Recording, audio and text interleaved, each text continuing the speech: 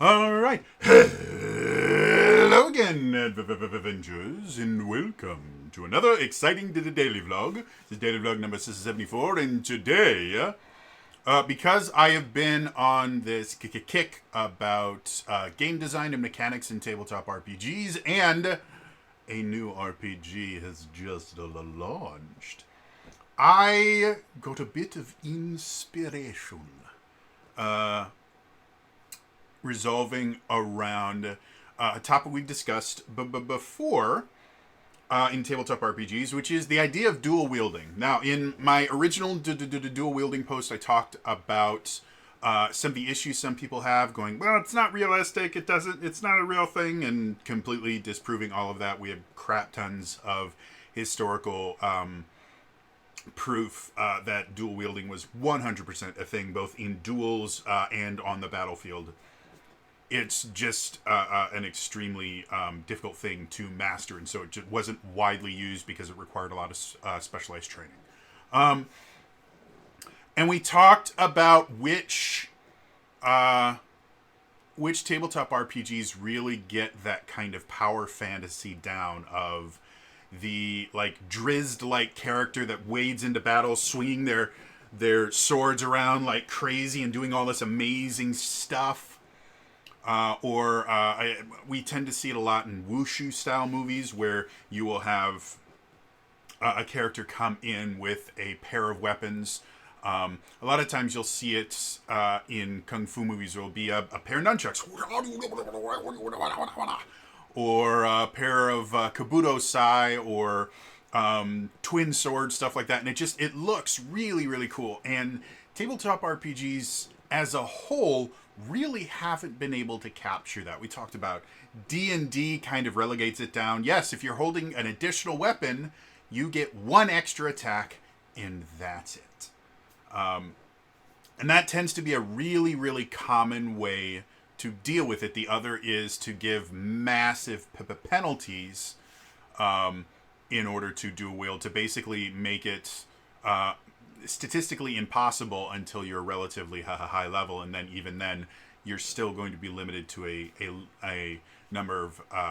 limited number of additional attacks. And again, that's all done to make it so that people that want to use two-handed weapons or just a single weapon are not going to feel like they're somehow hurting themselves.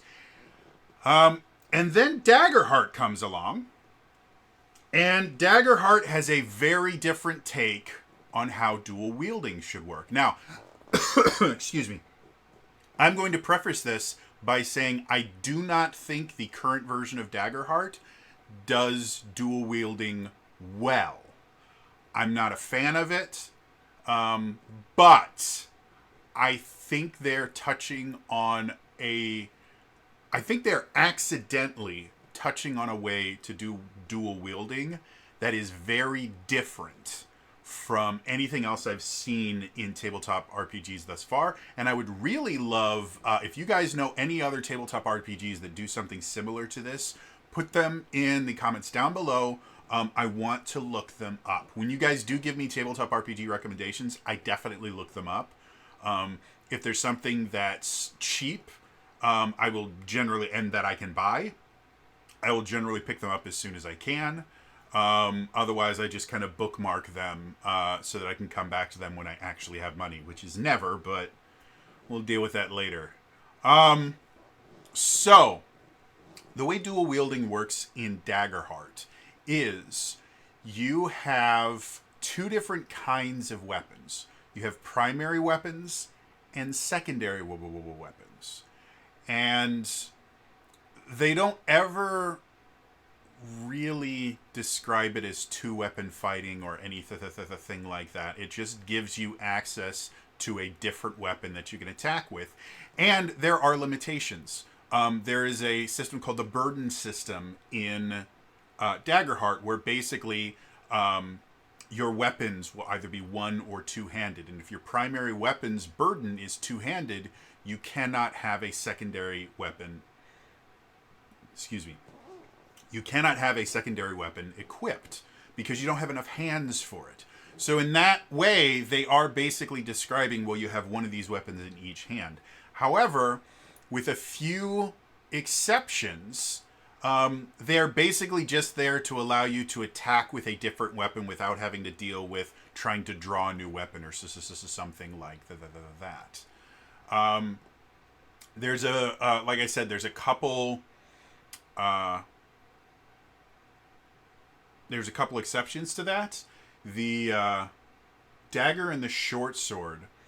One of the things that some weapons have is they have what's called a feature, which is basically something that whenever you're holding the weapon, it does something different. And most of the primary weapons, their feature is going to be something to the effect of a passive bonus. So something like powerful is a feature. Roll 1 extra damage die and drop the lowest. Or eruptive, when you hit a creature in melee, each very close enemy must make a react 5 roll or take half damage as well. And that's a magic weapon. That's a higher level weapon. That's not a base weapon. So stuff like that, where it's not like an active choice for you to do something. It's just something that happens as part of it. And some of them are just things like -1 to evasion or +1 to agility or something like that. When we get to the secondary weapons, some of them, like shields, have a passive feature. They have protective or barrier, which is just increases your armor score, decreases your evasion, things like that. The dagger and short sword have what's called paired, which basically gives you a +2 to your primary weapon damage in melee, which is basically them saying, yes, if you are attacking with both of these, we're going to give you 2 points of extra damage, which, again, for the power fantasy, that's not even a full weapon roll. Like the damage die for the dagger is a D8, the short sword is a D10. So average roll on a D8 is a 5. Average roll on a D10 is a 6. Yes, is a 6. So we're talking about a third of the damage you would do if you were attacking with it just gets added on. And from what I've been able to see on the character builder on the Nexus, that additional damage, when you increase your proficiency, the proficiency lets you roll additional damage die. The modifier is not increased with that. So if, let's say, like the battle axe is a D10 plus 2 physical damage. So if you have 1 proficiency, you would roll a D10 plus 2. If you have 2 proficiency, you would roll 2D10 plus 2. It doesn't become 2D10 plus 4. And even on critical hits, the way critical hits work in Daggerheart is you do the maximum amount of damage you can, plus you get to roll an additional damage die. At least that's how they did it on the show. I'd have to re-look at the rules to see if that was another kind of interpretation that they made. So when we're looking at the paired, like it is extremely similar, if not identical, to how 2-weapon fighting worked in D&D 4th edition, where it was extremely underwhelming there unless you were effectively a ranger.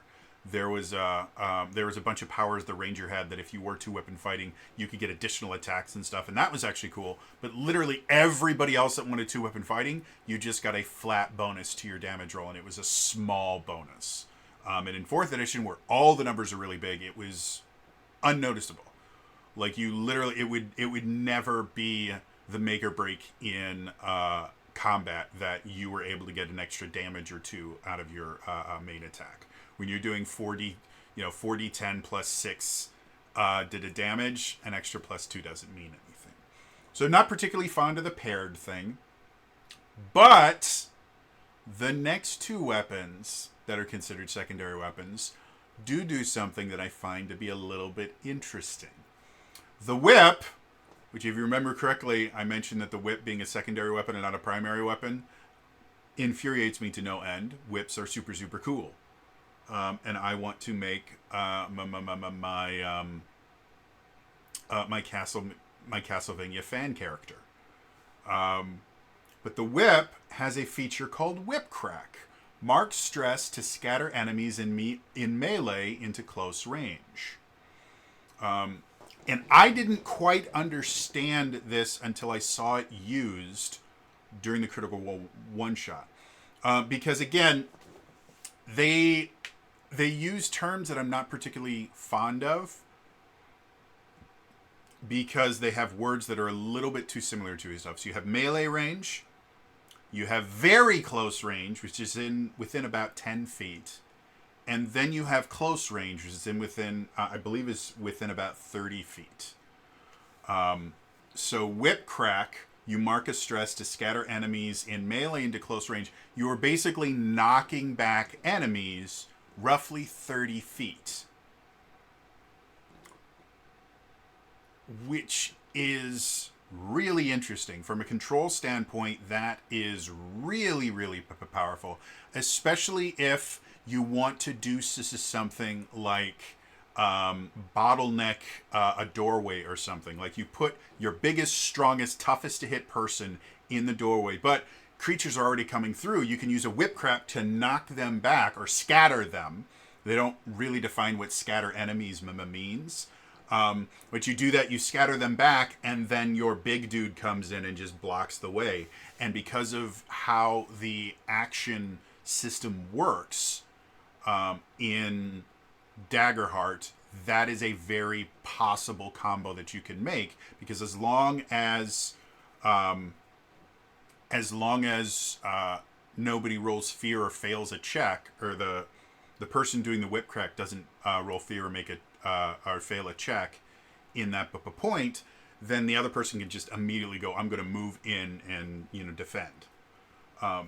So that's interesting out of itself. And then the grappler, which is another weapon that was used in the one shot, has a feature called Hook. On a successful attack, you may also pull the target into melee with you, which isn't quite the same thing. Grappler, it's something that you add on to attack, but Whip Crack is a completely unique ability.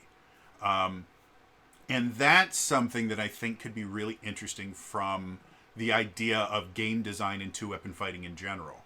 What if instead of wielding two weapons, just allowing you to do the same thing more often, which is what most tabletop RPGs tend to view two-weapon fighting as? What if equipping a weapon in your offhand gave you a completely separate, unique ability that was unique to maybe the specific weapon you're wielding, like in the case of the whip, or maybe to take something from like the Dark Souls series, depending on the weapons that you're dual wielding. In Dark Souls 2, you could do this thing called power stancing, and they had a version of that in Elden Ring, but it wasn't quite as useful. But basically what would happen if you had two weapons of the same class and you had the right stats for it, you could, if I remember correctly, you just hold the triangle button, and you would go into a power stance, and then all of your attacks, instead of being like R1 swings your right hand weapon, L1 swings your left hand weapon, all of your attacks would attack with both of them. And so your R1 and R2 would be light and heavy two weapon attacks.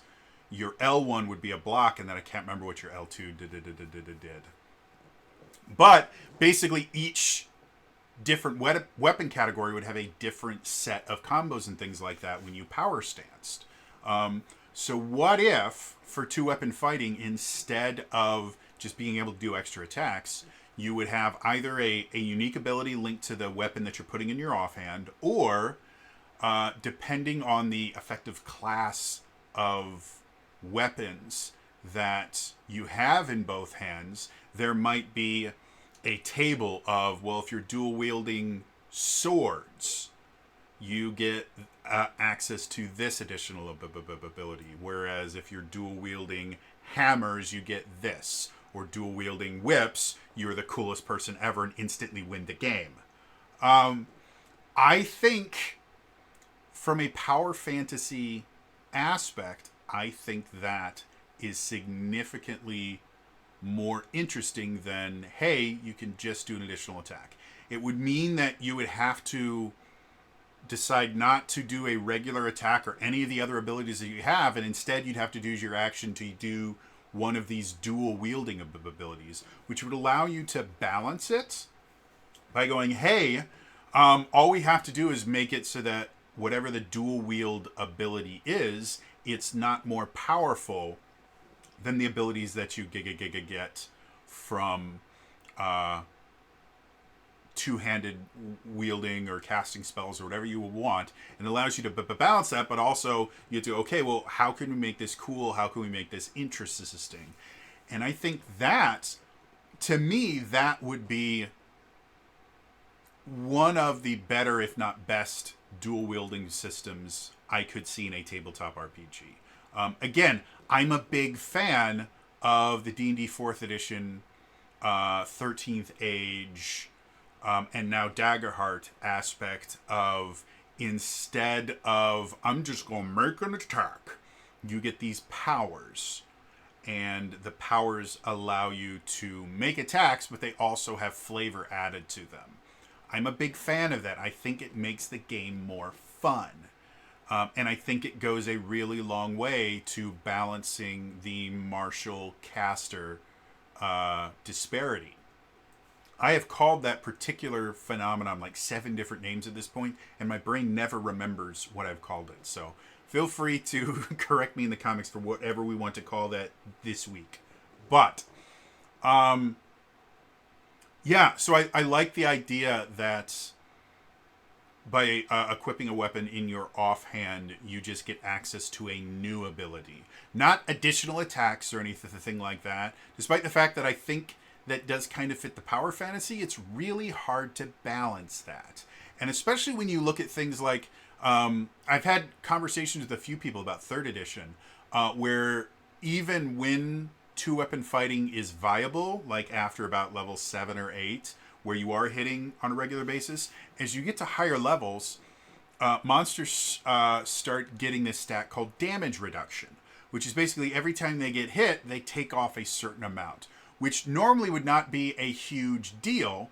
It just means that they're a little bit harder to hit. You have to hit them a little harder to hurt them. However, when your character's built on the idea of that I'm going to get extra attacks in order to not just completely out damage everyone else, I'm going to have extra attacks, but they do a little bit less damage. When you start dealing with damage reduction, that means that the person using a two-handed weapon, despite the fact that maybe both of you do 20, to use easy numbers, let's say both of you do 20 damage in a turn. This one does it by doing a single big, I chop you with my axe, I do 20 damage. Whereas the dual wielder does 10 damage each with each of their swords. Well, when you bring damage reduction in, let's say there's just a damage reduction of 2.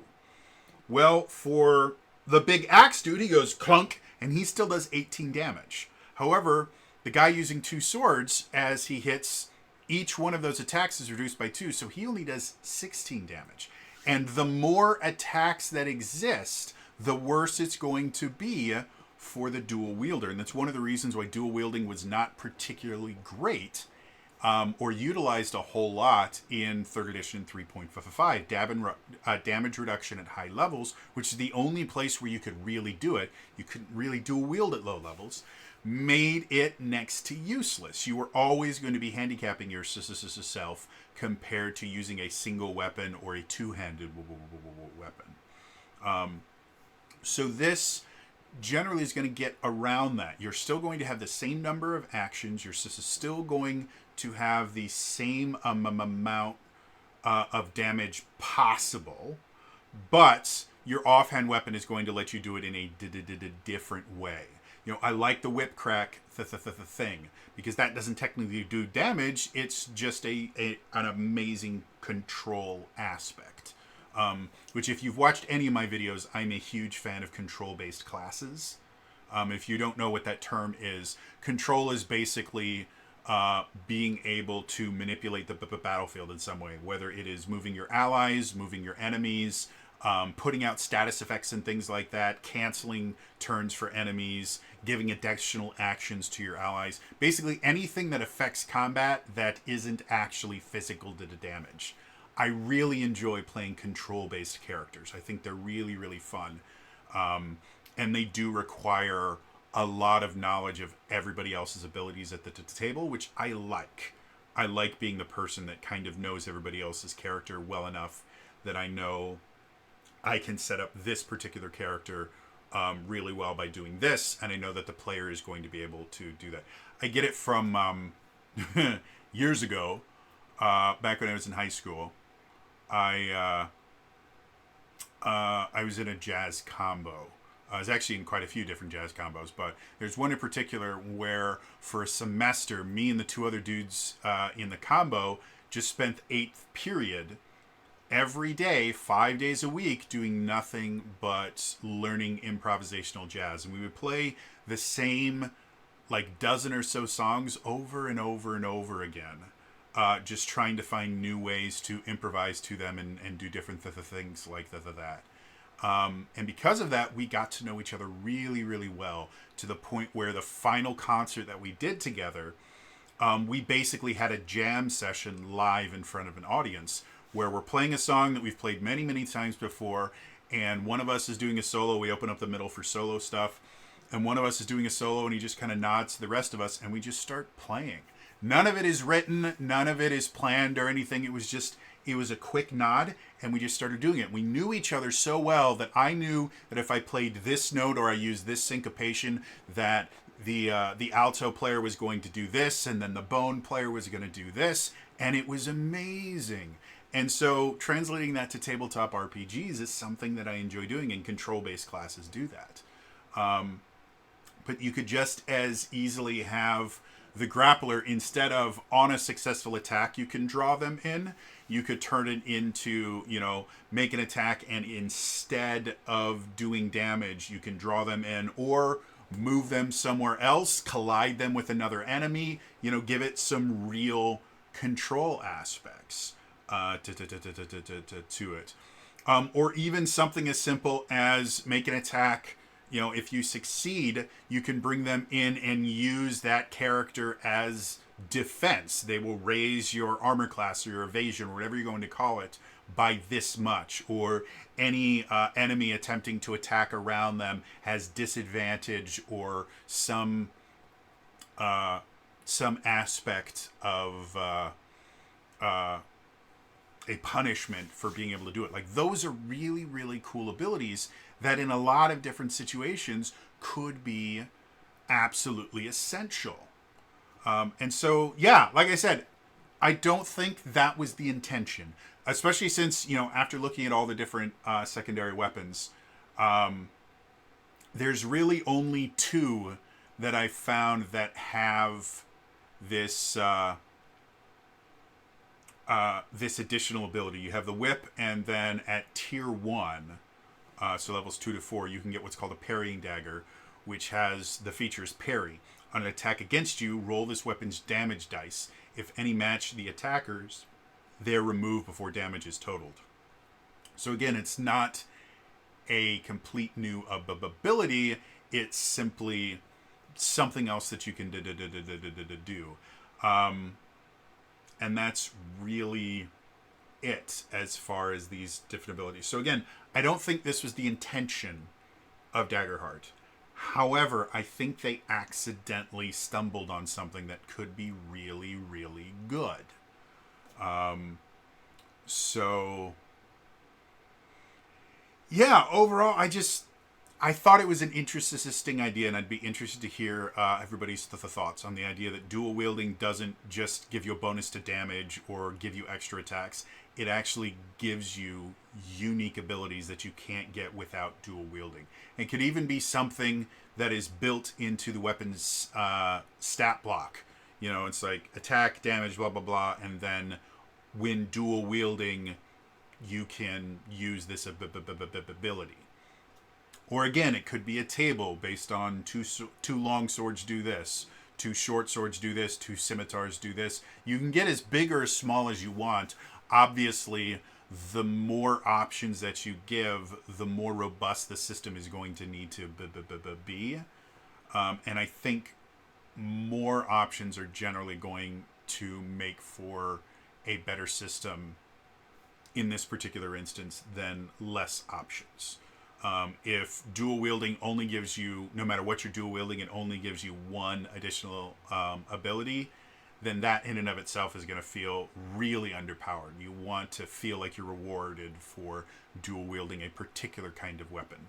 Because in actual combat, you use a longsword very differently than you use a scimitar. Despite the fact that both of them are bladed weapons, a scimitar uses a curved blade, so it is a slicing weapon, whereas a longsword, technically, because it has a straight blade, is considered a chopping weapon, but because of the length of the blade, it can also be a slicing weapon. But in order to get the slice out of it, you have to chop first and then slice.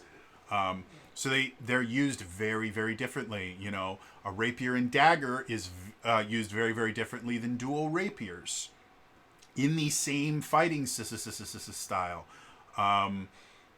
Dual hammers are very different than dual nunchucks, despite the fact that both of those are impact-based weapons. So yeah, like I said, I just, as I was reading over and thinking more about Daggerheart, because again, I'm very intrigued with it. I have not yet had the chance to fill out a survey for it. I'm going to try and get that done today. Again, brain makes things very difficult, and I keep getting sick. So, but yeah. So, what do you guys think? Do you like the idea of dual wielding instead of just giving you additional attacks or additional damage? Just gives you a different ability that you can use. You have to give up your action for that round to use this dual wielding ability, or do you prefer the more kind of traditional? No, I just want to be able to attack a million times in a turn. Let me know in the comments down below.